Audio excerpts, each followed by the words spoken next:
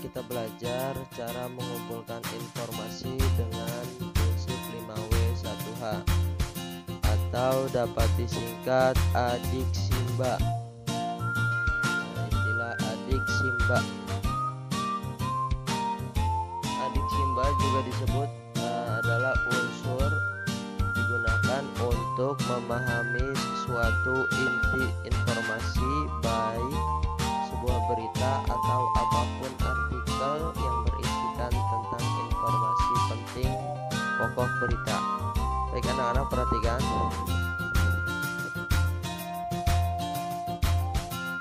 Unsur dalam 5W+1H atau disebut dengan adiksimba, yang pertama adalah what, yaitu apa, where, di mana, when, kapan, who, siapa, why, mengapa, how, bagaimana. Atau disebut dengan adiksimba, apa, di mana, kapan, siapa, mengapa, dan bagaimana. Nah, unsur yang pertama yaitu apa, digunakan untuk menanyakan mengenai permasalahan yang terjadi pada suatu peristiwa atau arti sebuah istilah. Nah, ini ditanyakan apa permasalahannya, apa peran Sayuti Malik dalam persiapan kemerdekaan. Nah, ini salah satu contoh pertanyaan. Nah, where itu di mana. Kata tanya digunakan mengandung pertanyaan-pertanyaan mengenai tempat suatu daerah ataupun lokasi peristiwa terjadi. Misalnya, di manakah terjadi, atau di manakah dibacakannya teks proklamasi Indonesia. Nah, ini. Untuk selanjutnya, when itu kapan. Nah,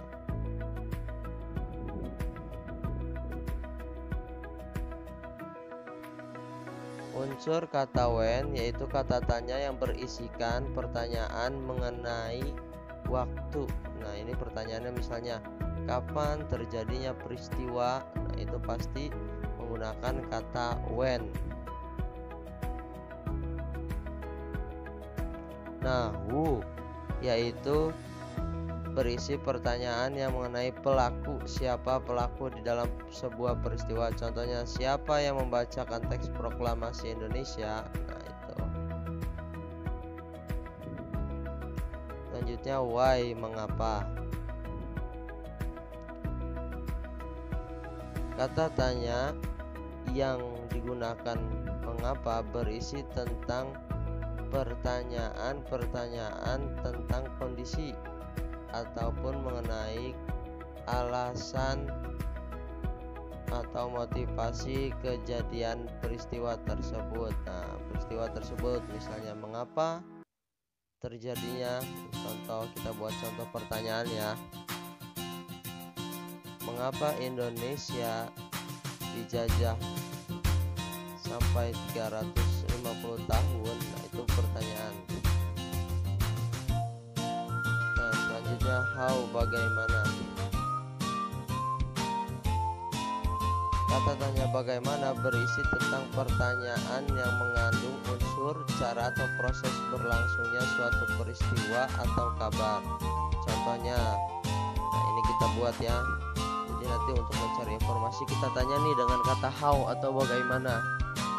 Itu bagaimana proses terjadinya peristiwa Rangkas Dengklok. Nah, jadi berisi tentang bagaimana kondisi suatu peristiwa atau proses terjadinya. Baik, cukup sekian video edukasinya. Jangan lupa like dan subscribe. Terima kasih. Wassalamualaikum warahmatullahi wabarakatuh.